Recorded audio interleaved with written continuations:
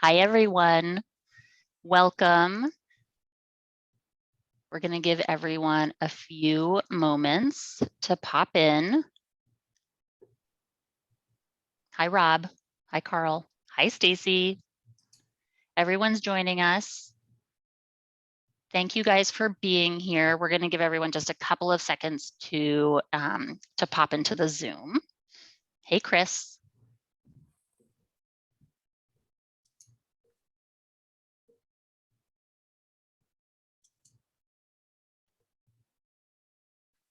Welcome.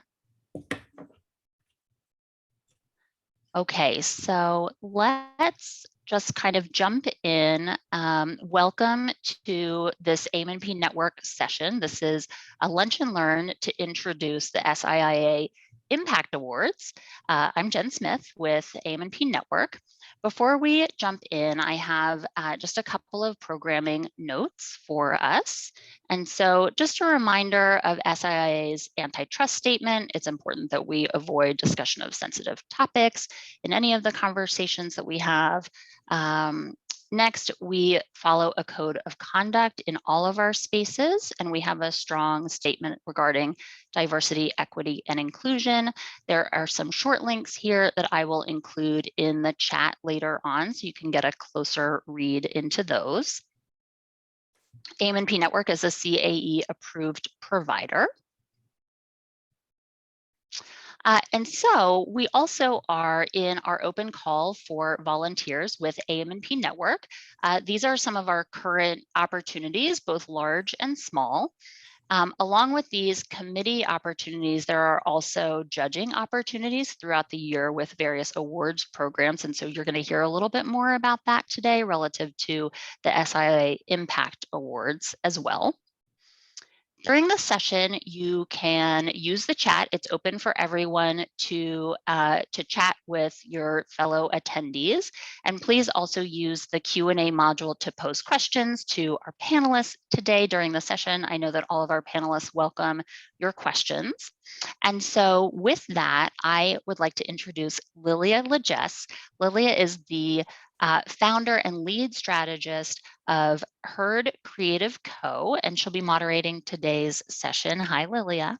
Hello. Thank you so much for the warm welcome, Jen, and hello to the attendees. We are excited to welcome you today to today's Lunch and Learn and share more information about the SIIA Impact Awards. So as Jen mentioned, my name is Lilia, and I currently serve on the association's Council Advisory Board, and I'm finishing up my term as a virtual Lunch and Learn Committee volunteer. So for today, we'd love to get the conversation started in the chat, so please drop us a line. I am coming in from the DC area where it is a very hot and sticky day, but please feel free to chat. And then as Jen mentioned, we ask that you put any questions into the Q&A section of our Zoom meeting. We'll do our best to answer all of the questions at the end of the workshop once our speakers have shared their really valuable experiences, but definitely feel free to post them as we go along in the session, and I'll keep an eye on them and do our best to tackle them all at the end. So without further ado, let me introduce today's guests. We will first hear from Amanda McMaster. Amanda is Vice President for Awards and Recognition Programs at SIIA, and she will share a brief overview of the awards and the application process. Next, we will hear from Nicole Rakadag. Nicole is the team lead of publications at the American College of Radiology. She is a past recipient of the Emerging Leaders Award and will tell us a little about her experience as an awardee and the impact of the award on her career trajectory. And last, but certainly not least, we will hear from Alexis Redmond. Alexis currently serves as the Senior Director at the National Student Speech Language Hearing Association, and she has been instrumental in the development of DEI awards as a member of the AM&P Network Awards Committee. She will provide us with a judge's perspective on the application process, as well as her experience volunteering as a judge. So also one little note in closing, I'd just like to share that we will be sure to post the contact information for all of today's speakers at the end of the talk if you'd like to reach out to any of today's guests. And that's all that I have. So thank you once again to our guests and to all the participants today. And I will hand it off to Amanda. Great. Thank you so much, Lilia, and welcome everybody. I am so excited about this program. This has been a little while in the making, and I'm working with a really terrific committee of AM&P network members to put this together. So the Impact Awards, I'm going to just do some high level, what they are, where they came from, and get into a little bit about what some of our categories and criteria are. The Impact Awards are here to celebrate both emerging talent as well as excellence in championing DEI. And so, as many of you know, SIIA has a deep commitment to diversity, equity, and inclusion. And this program is an extension of that commitment. These awards came to be because within the AM&P network, we had several different programs that honored rising stars and emerging talent across the network. And so we're taking those emerging leaders programs and combining them with the Equity Award. The Equity Award was launched by the Associations Council last year, and it was really successful. And we want to take that Equity Award and give it an even bigger platform. So the goal with these Impact Awards is to take one of our 10 poles within the AM&P network, which is celebrating talent, and we're going to lift that up. And we've got this great new program that's going to celebrate both equity and rising stars. So we're delighted to bring this to you. May I have the next slide, please, Jen? Great. So I am going to start with the emerging talent side of things. And these awards are, as I said, they are recognizing folks in your community, in your organization. Maybe you have a mentee, maybe you yourself are a 35 or under and looking to elevate your personal brand. And so we are wanting to recognize those who have demonstrated outstanding success and leadership. And we list some of the categories here and the ways that you can do that. This is just, when I say that categories, this is just there's only one category within the emerging leader bucket. Okay, so everybody is up for this, putting together the same application and the same criteria. And the emerging talent criteria would be a minimum of 3 years of professional experience in the publishing industry or in content creation. And the nominees are to be 35 years of age or younger on January 1st of 2023. So as you're thinking about whether this is for you or if it's for somebody within your organization, please keep that criteria in mind.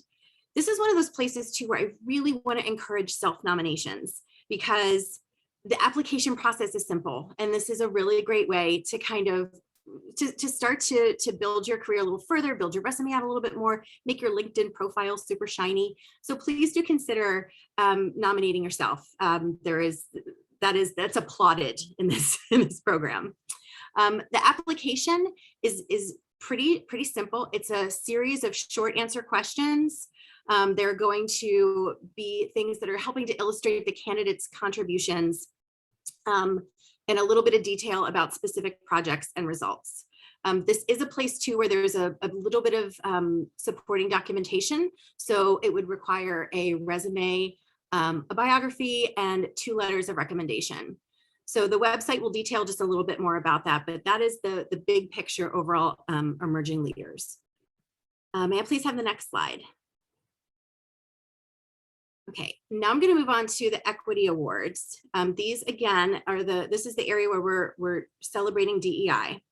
And this criteria, I'm just switching on my computer so I can see it a little bit bigger.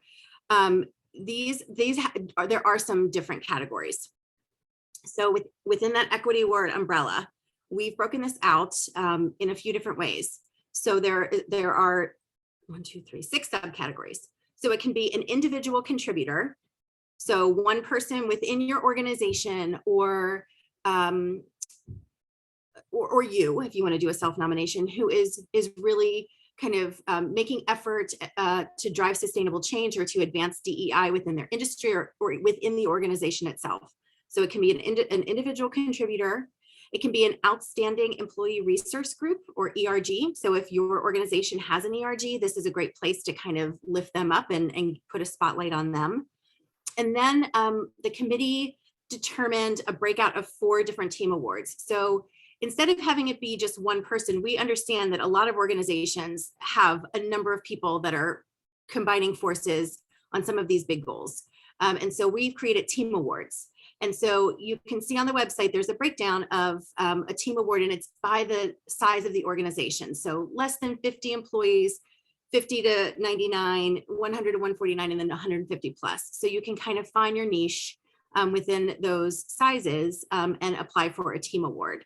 So just keep in mind as you're looking at the equity awards, this category does have several subcategories to which you can be applying. So these efforts in DEI can extend to your volunteer and your member recruitment. So when you're thinking about, does this fit for me?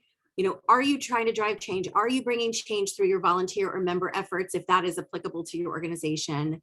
What do your print and digital communications look like? Are you focused on diversity, equity, and inclusion? Those would be the types of things you want to be thinking about as you're determining whether this is for you. May I have the next slide, Jen?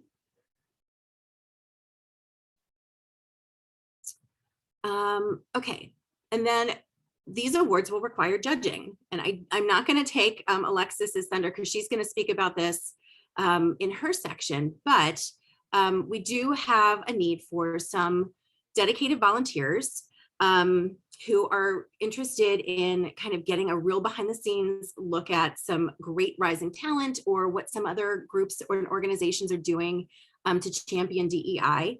The call for judges is open right now.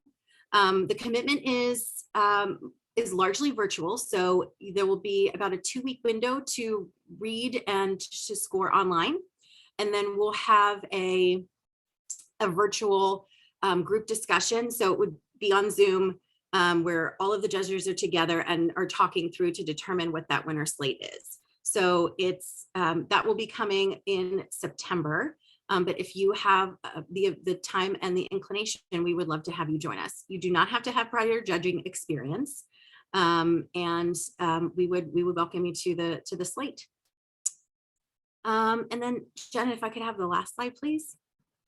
And then the last big thing I just want to highlight here is the schedule. So these are, as I mentioned, well, maybe I didn't mention, I should have started with, these are open. Nominate now. Our awards are open until September 7th for nominations. So they launched just last month at the Amplify event. For those that were there, you may have already started your applications. And the nominations, both nominations and call for judges are open until September 7th. And so that's our nominate period. And then you'll see we have our evaluate. As I mentioned, this is the judging period, which is going to take place in mid to late September. And then we are planning an in-person celebration in Washington, D.C. On November 15th. So we'll have the opportunity to recognize these great leaders in person. And so that is the big picture of where we are in the awards, how they came to be, what they are. And I will turn back to Lilia, and I'm happy to take any questions at the appropriate time. Great, thanks so much, Amanda. So now we are going to hear from Nicole. Hi, everyone. My name is Nicole Rakadag. I am the managing editor of the ACR Bulletin magazine with the American College of Radiology. I'm also the team lead of the publications group there. I'm actually also a new member of the association's council advisory board. I'm very excited to have been asked to talk with you a little bit about my experience as an emerging leader. I applied for the Emerging Leader Award in the spring of 2021 after some encouragement from members of the Education Committee, which was a committee I was involved with. It was the best decision I've ever made because it's opened so many doors into the AM&P community for me. My main piece of advice is definitely don't be afraid to apply and be confident when you apply. Especially think outside the box when thinking about your nomination letters and who you want to write a letter for you. It doesn't always have to be your supervisor or your colleague in the publishing community, although you can certainly ask them. One example I have is I asked Dr. Efren Flores, who is a radiologist I work very closely with on the ACR Bulletin magazine. He and I worked very closely on the health equity special issue that we did in 2020. Dr. Flores is very involved in health equity efforts at Massachusetts General Hospital in Boston. And he's done a lot of work around raising radiology's profile and moving the needle on health equity. So he worked very closely with me on the 2020 Bulletin Health Equity Special Issue. And so I reached out to him to write a letter for me. And he wrote such a fantastic letter. So my advice is don't feel like you have to ask your boss or someone from AM&P. Definitely look outside your network, and you'd be surprised at the options you have around you and around your association who'd be willing to support you as you apply for these awards. Being an emerging leader has opened so many doors for me. I've been introduced to so many people in the AM&P community because of it. I've joined other committees like the Freelance Connections Committee, as well as the conference, the Amplify Committee. I've been able to network. I even helped our organization get acquainted with and sign a new printer because of being involved with the AM&P community. So it really gives you so much, and it also gives you the opportunity to give back because you really feel invested in, supporting the next group of emerging talent and being able to mentor them just like you've been mentored by your colleagues. So it really gives you a sense of connection to the community and a sense of investing in the success of the AM&P network.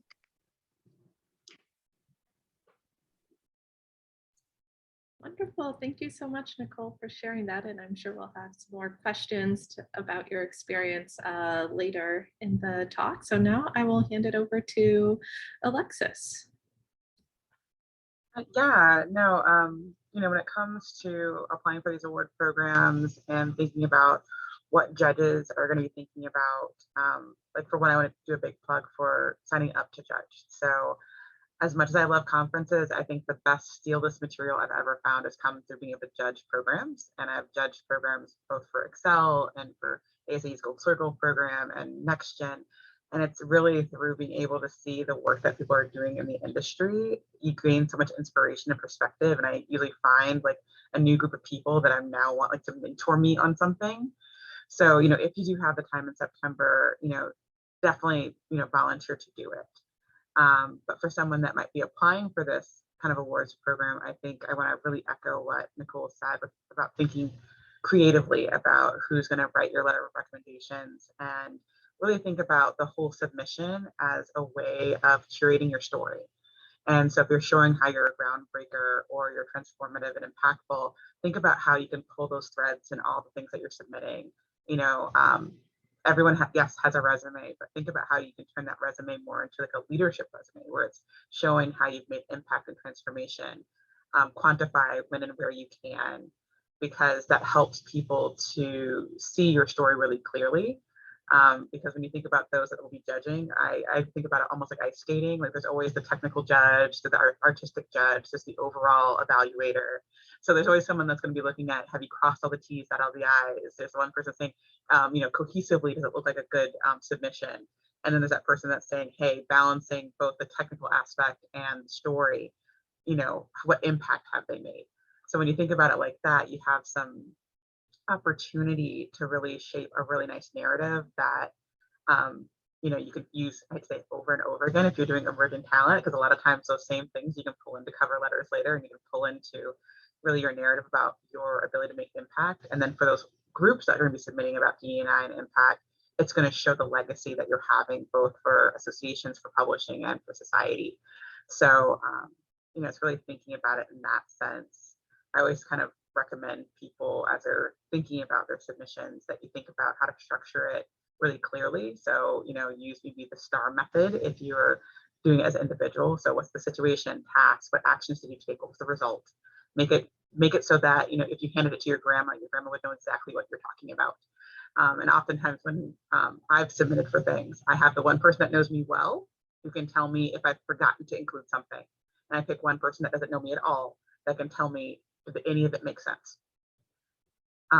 So think about that, because that's going to allow you to have really strong submissions. I will say, as someone who will be judging, make my job hard. Give me lots of submissions where I'm like, oh my God, this person's great too, or this program is great, because there's so many good things happening. So don't be shy to apply.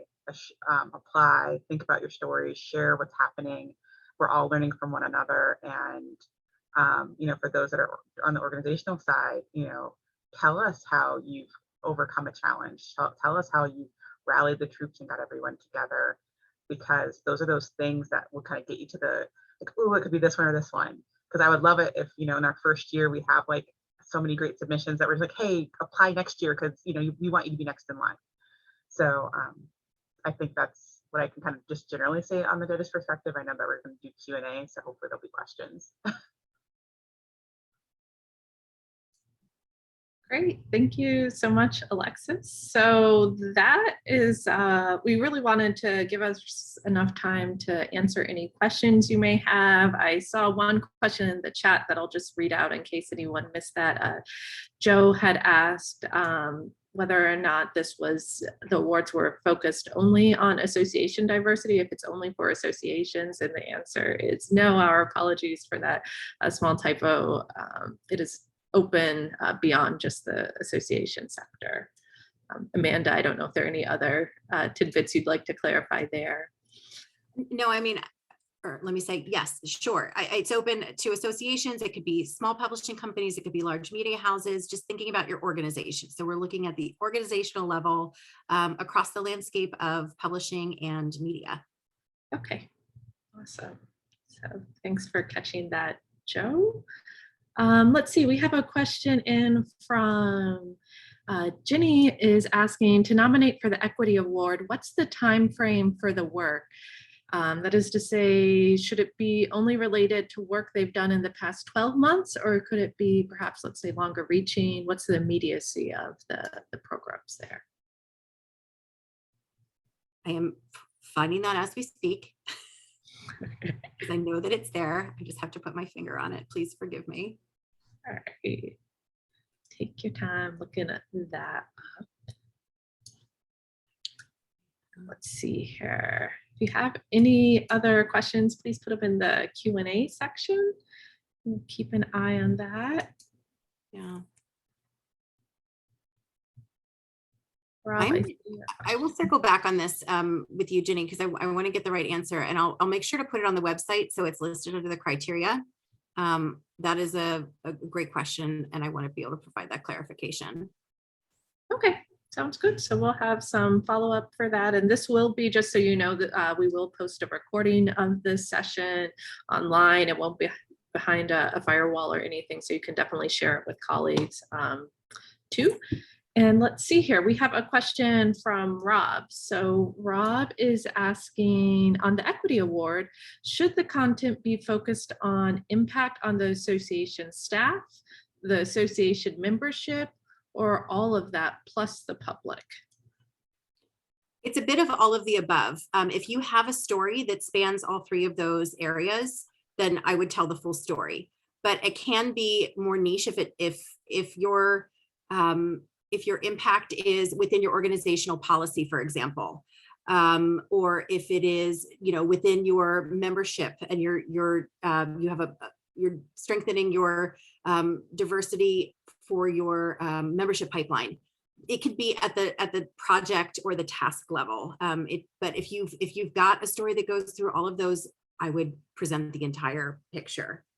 Yeah, I mean, I with serving on this committee, when we had the conversation around this in particular, this is kind of why we added the Employee Resource Group Award, is to make sure that people had options at all levels, that like they didn't think that if it wasn't impact on all of society that they couldn't apply, because there's so many, so much good work happening inside of organizations, both for their staff and for membership, that we want all of those things to be celebrated. So, if you have a group that has done amazing things for just training your staff, or if they've done things that affected staff and members, or staff members public, or just the public, because that's why when we said teams, we didn't say the team had to only be within your organization. It could be those partnerships that you're doing across associations, because we know that people are working on like D&I guides, and they're working on like different alliances that, you know, deal with equity.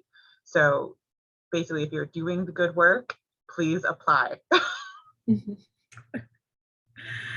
right, definitely echo that sentiment. Let's see here. Are there any other questions from attendees? I know I had one question queued up. Alexis, you had touched on the STAR method, which I find really helpful as an approach. Would you mind just going over that one more time? Is something that you think might be helpful? Sure, because yeah, so like with having the Emerging Talent Award, because we're asking how are you a leader or a groundbreaker, how are you transformative, it's really important to have at least some type of structure to how you're going to present your story.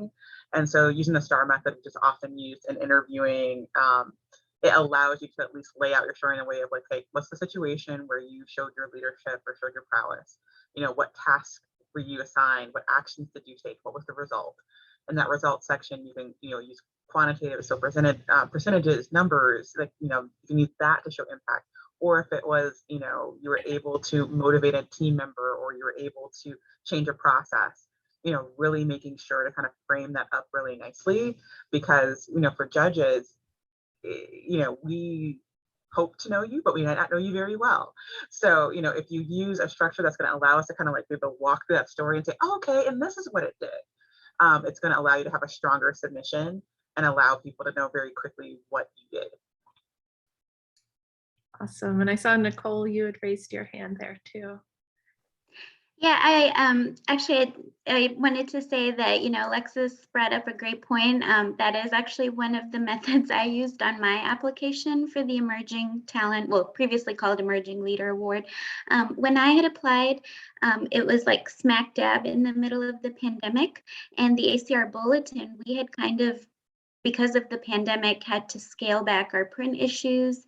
You know, we launched kind of a digital first model. So I used that experience to really kind of craft my application and kind of show and tell the story of how our magazine sort of used, you know, this crisis to embark onto a whole new digital publishing model for us, as a way of better serving our members and meeting them where their needs were at, you know, which is trying to consume more content digitally, while also still giving them the print option. So definitely, to Alexa's point, like use stories like that to make your application stand out.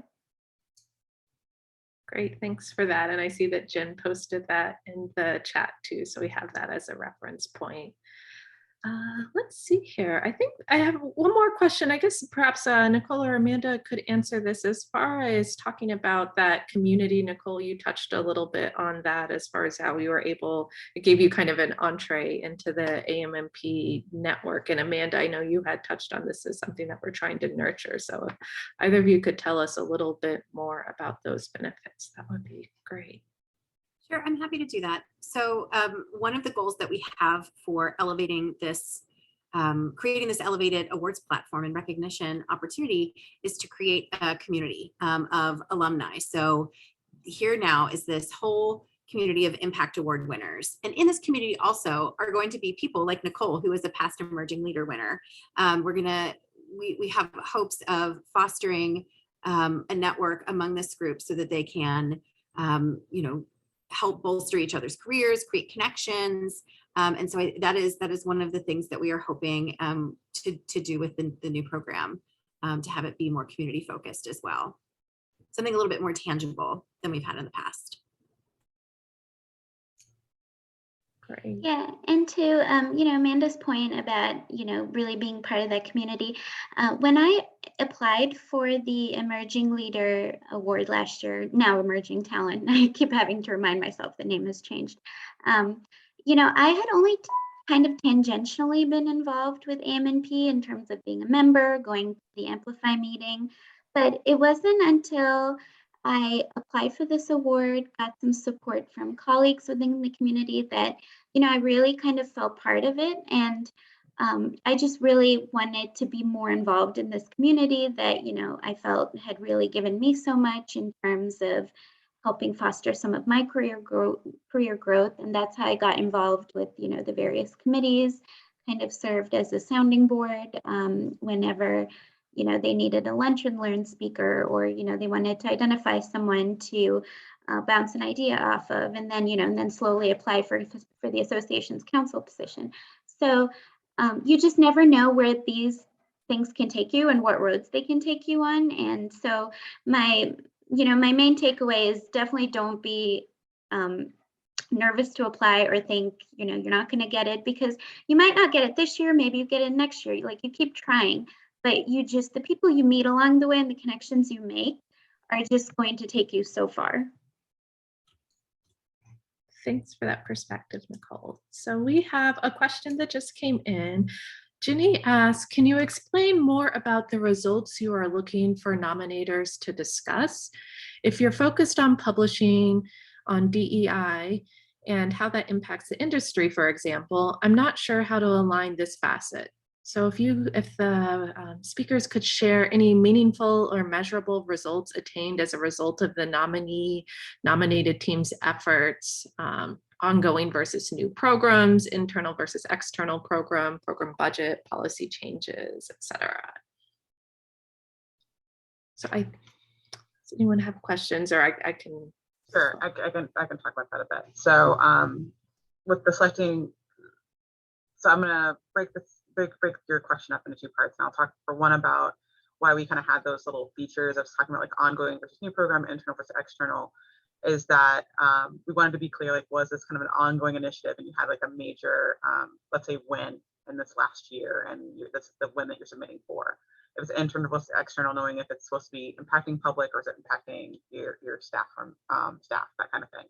And then knowing your budget, and then did it result in a policy change? So the reason why we put both meaningful or measurable results is the fact that we understand that working on or launching new D&I initiatives, that there might not be anything that's quantitative that you can say, oh, we increased X by 10% or then Y by 15%. But you might have said that, hey, we've implemented a new policy that requires that, so many authors and so many in X publications be from this background, or we were able to improve the engagement with certain communities. And you might not be in a place of being able to say, like, oh, we increased it by 8%, but you've shown how you put something in place to make that change. Because we know that a lot of organizations have just started on certain journeys, and we didn't want to have it locked to only those who've been doing this for, let's say, 20 years, 30 years, and have these big teams and big programs. We wanted to recognize where people are starting and starting to make these moves and shifts, and showing examples of how you can do it for various outcomes.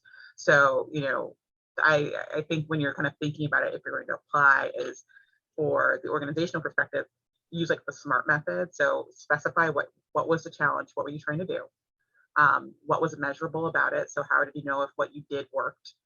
And then, was it achievable? Like, so talk about if you had challenges or things you had to overcome. Was it realistic? So, based on like, where your organization was it something that you then had to make either a culture shift or norm shift or do some change management to get ready for that outcome that you were aligning for? And, show how it was, relevant to either your staff or your industry, that kind of thing.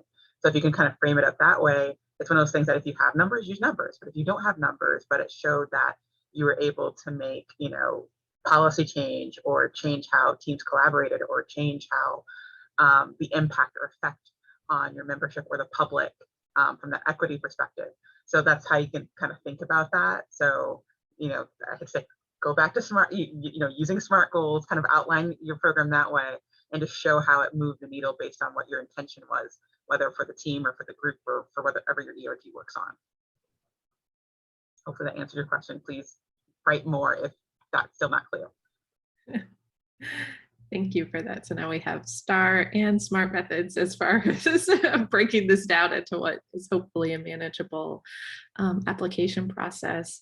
One additional question I had for Amanda, I was wondering if you could explain a little bit for the DEI award, that particular award, how do you differentiate in the categories between the ERG versus a team? Could you explain that difference when folks are trying to select which category is best for them?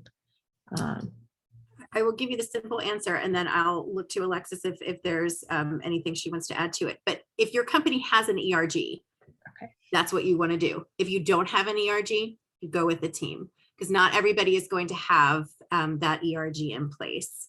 So we wanted to make that an opportunity. Again, despite your organization's composition or size, there was a way for you to have that sort of team effort. Thanks, that's helpful. I didn't know how specific you needed to be even if those groups sometimes aren't called ERGs, but it essentially functions as that to make sure everyone's aware of that. Are there any additional questions from participants? I did want to go back to Jenny's question before about the criteria for the equity award, which I am going to add to the website, because this is a great question here. So it was around the timeline. When does the work have to be done? And what we're asking is that you are looking at projects or initiatives or accomplishments that have occurred, or if it's an ongoing effort, were started between April 1st of 2021 and June 1st of 2022. I'm going to put this in the chat because that was a lot, and I'm going to add it to the website. But your dates are April 1 of 21 and June 1 of 22.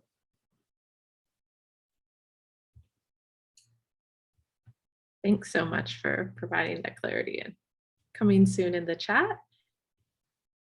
So I'd just like to highlight Jen put in our contact info. We'd always love to, as we talk about building community within the AM&P network and the Associations Council, please do reach out to LinkedIn, as well as checking the website for these awards. And I think if there's no additional questions, that is all we have for today.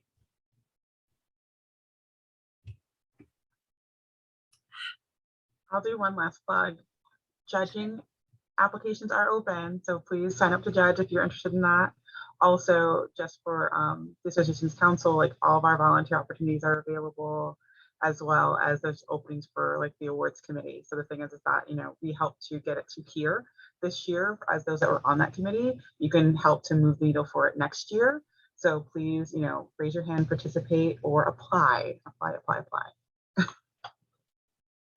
Right. All right. Thank you so much. And we hope to see many of you either as applicants or as judges in the months ahead. Have a great afternoon. Thanks, everyone.